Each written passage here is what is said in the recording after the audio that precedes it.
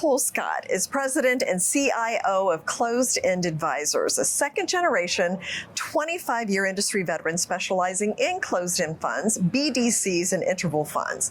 As an investment manager, database provider, and founder of the Active Investment Company Alliance, he offers a unique and multifaceted perspective. So, John, great to have you here. And I know you suggest that a well-managed portfolio has a mix of closed-end funds, BDCs.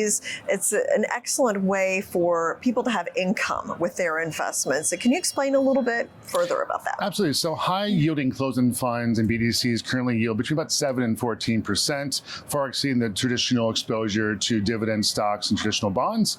And we find that there's a lot of retirees can really rely on these cash flows to avoid the sequence of return risk that's risky when you decide when you retire and what could happen next, because instead of selling down your assets during those traumatic periods, you're basically using the cash of the portfolio to pay your retirement and not being a forced seller at any given time. Yeah. So explain a little bit the diversification and the management of the closed-end funds and the BDCs, and explain what a BDC is. For sure. Well, a BDC is a business development company. It's a closed-ended management company under the 40 Act, really a hybrid, kind of has an earnings season, venture lending, great dividend component to a retirement portfolio.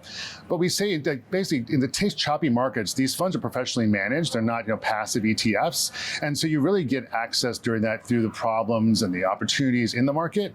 And we really find that an active portfolio usually can outperform a passive, and really owning, our firm 8 to 12% of our universe of funds in a portfolio that's traditionally, 30 to 50 total positions is a really powerful way to, use our CF data business to really screen for funds and report on funds actively. Yeah. We also really like to use our trifecta analysis at CEF Advisors. That's basically balancing discount risk or analysis with dividend risk or analysis. And then, of course, we have to analyze the manager and the sector. Yeah. Now, what sectors are available in closed-end funds and BDCs? If somebody wants to focus on that and have a goal of high cash flows. Yeah, so there's a lot of sectors that really are great for this inflationary environment we've been in. You've got, of course, regular, covered call fund with option premium. You've got senior loans. You've got private credit through BDCs. You've got REIT exposure, real assets, infrastructure, dividend stocks, and of course, all the regular bonds and fixed income areas of the market. And really, it gives you that chance to build a diversified portfolio than just getting all of your income from one source. Yeah. And what about the tax advantage to these? Is there anything more than, say, an equity portfolio?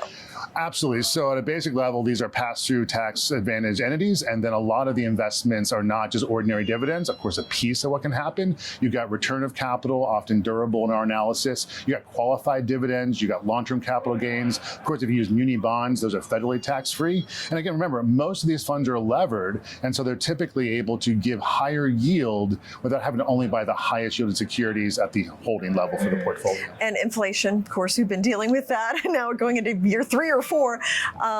Do the closed-end funds, the BDCs, offer some kind of hedge against that or to mitigate that risk? So some funds and sectors do, some don't. And so we do lean into that based on our opinion for the economic outlook, for interest rates, for a possible or probable recession, which is always our best guess, Jane. And we really find that ahead of that, with the discounts of closed-end funds, you're able to look to sell narrow discounts and buy wide. And that's a little bit of a tailwind, which helps take any of the hiccups of a headwind that we don't expect. Yeah.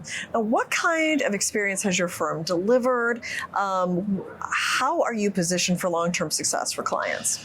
It's a great question. So I've been at the firm, you said 25 years. My longest income client gave me his portfolio in 2009.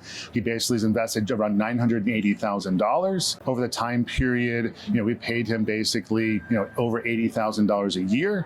We basically, on a performance measure, have been roughly 3% over a passive basket of closed-end funds and BDCs. That's our 15-sector index. And we've really felt like that's a great way to, give him what's worked out to roughly over 8% annual cash on what he invested. The portfolio is, we paid him over $1 million. The portfolio is worth over $1 million as of this recording. Wow. We feel a very good success, though the future is never guaranteed and we cannot predict that all investments will do well. For sure. But I'm just thinking, what a nice way to retire, knowing that you're going to be having that cash coming in and you've still got a nest egg there. What measures do you take to ensure that this approach works well, say over a 15-year time period? Yeah, so there's the last 15 years, but there's always the next 15 years, right, Jane? And so what we've done for our viewers is we've shortcut CEFadvisors.com, hybrid income. That's our most popular model. And you can really look at the current allocation. It's yielding almost 12%, roughly 20% over that 15 sector index.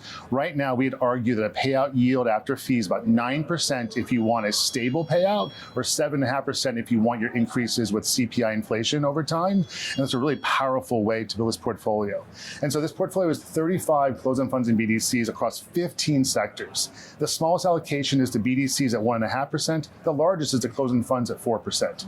It's got 35% equity exposure with a usual historical swing of 35 to 65% equity exposure at this model portfolio.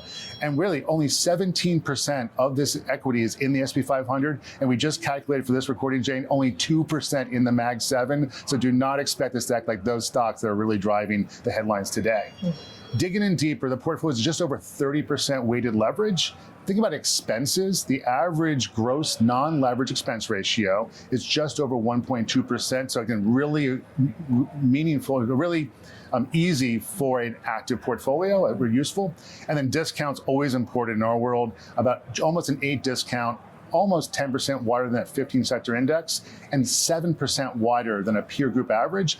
Yet, people always wonder, are closed-end fund discounts wide because the funds are bad? We look at the average net asset value performance the past year, and our basket in this portfolio is trending right in line with the peer group, so it's not just worse investments with a cheap discount. Yeah. And so, like, what does this mean in terms of, like, money? Like, for somebody, like I mentioned, retirement, what can they expect from somebody? So imagine you put $2.5 million into this portfolio style. We'd say you could take about $18,700 monthly if you take that fixed rate, or $15,700 if you want the inflation increases over time, both very possible. And then we look at a marginal tax rate of 20%, really 87% tax efficient, under $39,000 expected in annual taxes, really giving you a high dividend portfolio. But remember, this is not a passive portfolio. We do change it actively over time based on market conditions. Yeah. Well, thank you so much for explaining this, John. And I mean, it sounds like just, a nice place to have some cash and you can rest a little easier. We do our best at the firm, and thank you for the time. Thank you.